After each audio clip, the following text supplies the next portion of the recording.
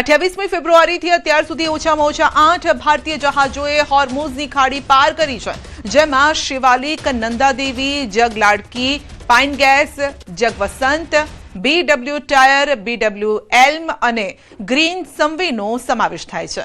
વિશ્વમાં હોર્મુઝ સ્ટ્રેટમાંથી સૌથી વધુ જહાજો પસાર કરનાર દેશમાં ભારત આગળ છે।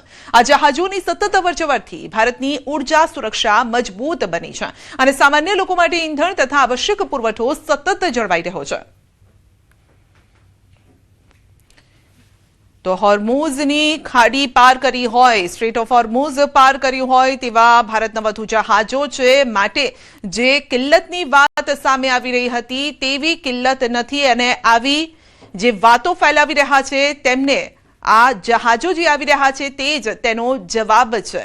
એટલે જે પરિસ્થિતિ છે, વૈશ્વિક પરિસ્થિતિ, આ સાથે ઈરાન, ઇઝરાયલ, અમેરિકા યુદ્ધની જે પરિસ્થિતિ છે એ વચ્ચે પણ ભારતના જહાજો સ્ટ્રેટ ઓફ હોર્મુઝ પાર કરી રહ્યા છે અને જે પણ જથ્થો છે, પેટ્રોલિયમ જથ્થો, એ લઈને આવી રહ્યા છે।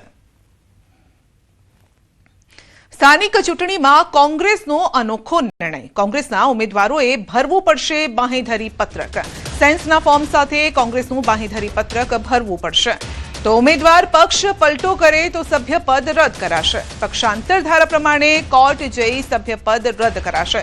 ચૂંટણી પહેલા જ કોંગ્રેસને ઉમેદવારો પર ભરોસો નથી।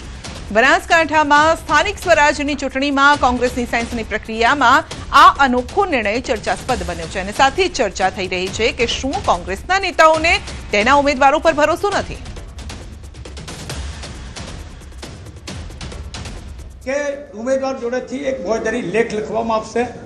એને ભવિષ્યમાં કોંગ્રેસ પક્ષના વ્હીપનું, કોંગ્રેસ પક્ષના આદેશનું એ ચુસ્તપણે પાલન કરે, ન કરે તો એના માટે આ વખતે એક બાંહેધરી લેખ સ્ટેમ્પ ઉપર નોટરાઇઝ કરી અને આપવાનું રહેશે એવું અમે નક્કી કરીશું।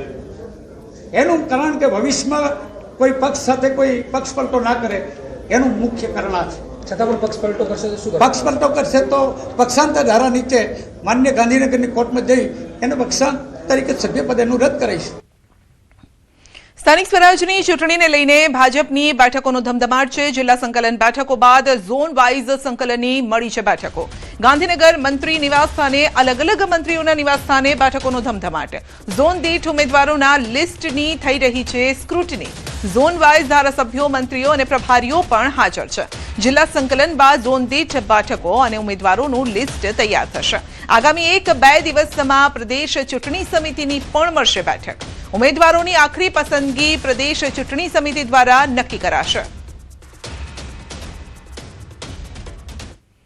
સ્થાનિક સ્વરાજની ચૂંટણીનો ધમધમાટ શરૂ છે। આપના ઉમેદવારોની બીજી યાદી જાહેર કરાઈ છે। તાલુકા પંચાયત માટેના ઉમેદવારોની યાદી જાહેર કરવામાં આવી છે।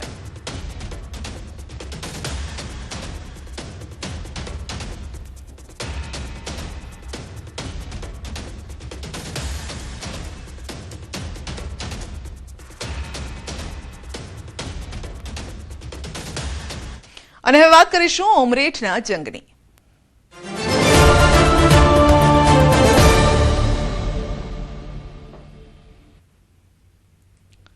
ઉમરેઠ વિધાનસભાની પેટા ચૂંટણીનો જંગ। ભાજપના ઉમેદવાર હર્ષદ પરમારે નોંધાવી છે ઉમેદવારી। ઉમરેઠ મામલતદાર કચેરી ખાતે ભર્યું છે ફોર્મ। બપોરે 12 વાગ્યાને 39 વાગે વિજય મુહૂર્તમાં ફોર્મ ભર્યું છે। ઉમેદવારી પત્ર ભર્યું છે અને મુખ્યમંત્રી ભૂપેન્દ્ર પટેલ ખાસ ઉપસ્થિત રહ્યા હતા। ઉમેદવારી નોંધાવતા પહેલા રેલી યોજી શક્તિ પ્રદર્શન કર્યું। રેલીમાં મોટી સંખ્યામાં કાર્યકર્તાઓ જોડાયા અને 23 એપ્રિલે ઉમરેઠ બેઠક માટે મતદાન છે અને 4 મેના રોજ મતગણતરી હાથ ધરાશે। ગોવિંદ પરમારનું નિધન થતા બેઠક ખાલી પડી હતી અને ભાજપે તેના જ પુત્ર હર્ષદ પરમારને ઉતાર્યા છે મેદાનમાં। ભાજપે આ ચૂંટણીમાં હર્ષદ પરમારની ભવ્ય જીતનો વિશ્વાસ પણ વ્યક્ત કર્યો।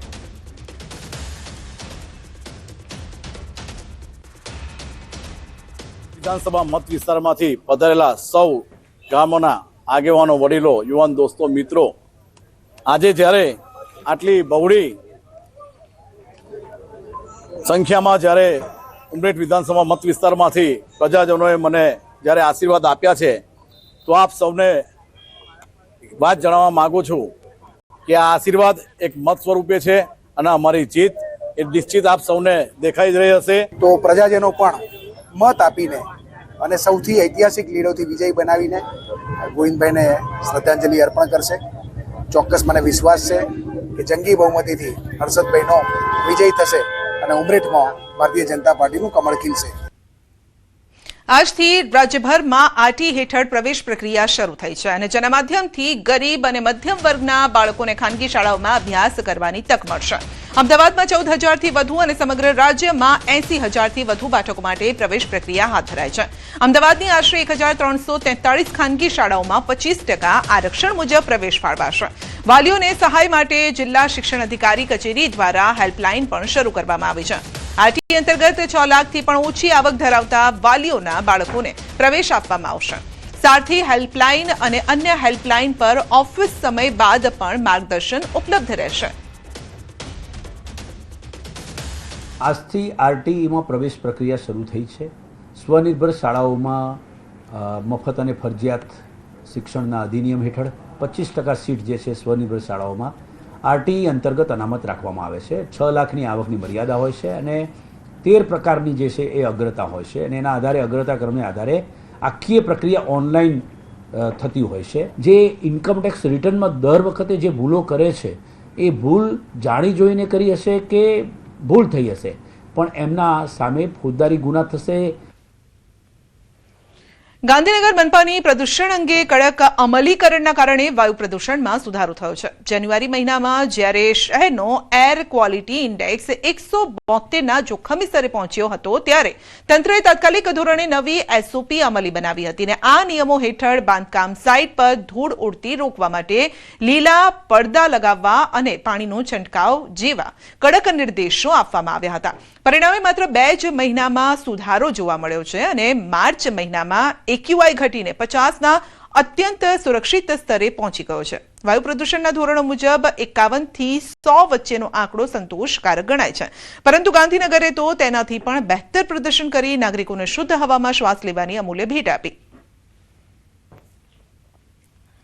શહેરનો એર ક્વોલિટી ઇન્ડેક્સ ગાંધીનગરના તમામ વિસ્તારમાં લગભગ 50ની આસપાસ નોંધાયો છે, જે દર્શાવે છે કે હવાની ગુણવત્તામાં નોંધપાત્ર સુધારો થયો છે. આ પ્રદૂષણનો સ્તર લઘુત્તમ પર આવી ગયો છે. આ સિદ્ધિ માત્ર પ્રશાસનની નહીં પરંતુ દરેક નાગરિકની સહભાગિતાનું પરિણામ છે. મહાનગરપાલિકા દ્વારા સતત ક્લીનલીસ અને ડ્રાઈવ કન્સ્ટ્રક્શન સાઇટ્સ પર નિયમન અને ગ્રીન કવચ વધારવા માટેના જેવા પ્રયત્નો કરવામાં આવી રહ્યા છે. અમદાવાદમાં રાજ્ય પરીક્ષા બોર્ડ દ્વારા મુખ્યમંત્રી જ્ઞાન સાધના પરીક્ષાનું આયોજન કરવામાં આવ્યું છે. રાજ્યભરમાંથી અંદાજે 6 લાખ વિદ્યાર્થીઓ આ પરીક્ષામાં ભાગ લઈ રહ્યા છે. અમદાવાદ ગ્રામ્ય વિસ્તારમાં 85 કેન્દ્રો પર લગભગ 19,000 વિદ્યાર્થીઓ પરીક્ષા આપી રહ્યા છે. ધોરણ 5 અને ધોરણ 8ના વિદ્યાર્થીઓને સ્કોલરશીપ મેળવવા માટે આ પરીક્ષા લેવામાં આવે છે. મેરિટના આધારે કુલ 25,000 વિદ્યાર્થીઓને સ્કોલરશીપ આપવામાં આવશે. આજે અમે જ્ઞાન સાધનાની પરીક્ષા આપવા આવ્યા ને આજે અમને બહુ ખુશી છે કે આજે અમે આ જ્ઞાન સાધનાની પરીક્ષા આપીને આગળ વધીશું. અમે મોટા થઈને કંઈ બી ખરીદી શકીશું એ સ્કોલરશીપથી. મારા મા બાપની આગળ કંઈ જોતું હોય તો અમે લાવી શકીશું. જ્ઞાન સાધનાની પરીક્ષા આપવા આવ્યા છીએ અને ખૂબ તૈયારી કરી છીએ. હવે પાસ થઈ જઈએ તો સારું છે અને એવું ને એવું પેપરમાં આવે તો સારું. અમે બધા પેપર મોઢે કર્યા છીએ. કોન્ફિડન્સ છે કે થઈ જશે. સ્કોલરશીપ મળે તો શું ફાયદો થશે? સ્કોલરશીપ મળે તો અમારે ભણવામાં સારો ફાયદો થશે. ચોપડીને બધો જ ખર્ચો ટ્યુશનનો બધું થઈ રહેશે. બહુ મદદ 12મામાં બી મદદ થઈ જશે. આજે હું જ્ઞાન સાધના પરીક્ષાની પરીક્ષા દેવા માટે આવી છું. મેં ખૂબ મહેનત કરી છે તો હું ઈચ્છીશ કે મને સ્કોલરશીપ મળે. મેં દિવસમાં 4-5 કલાક અભ્યાસ કર્યો છે તો મને આ સ્કોલરશીપ મળશે તો હું આગળ ભણવામાં મને થોડી મદદ થશે. આજે જ્ઞાન સાધનાની પરીક્ષા છે એ 11 થી 1:30 વાગ્યા સુધીમાં છે. વિદ્યાર્થીઓને 2 પેપર આપવાના છે. અમારે ત્યાં 10 બ્લોક છે એની ફાળવણી કરવામાં આવી છે. તેમજ તમામ વિદ્યાર્થીઓને કોઈપણ પ્રકારની મુશ્કેલી ન પડે તે માટે અમારો સંપૂર્ણ સ્ટાફ છે હાજર છે. તેમજ આ પરીક્ષાની અંદર જે વિદ્યાર્થીઓ મેરિટમાં આવશે તે તમામ વિદ્યાર્થીઓને ધોરણ 9 થી 12માં ક્રમશઃ દરેક વર્ષ માટેની સ્કોલરશીપ છે એ મળવા પાત્ર થશે.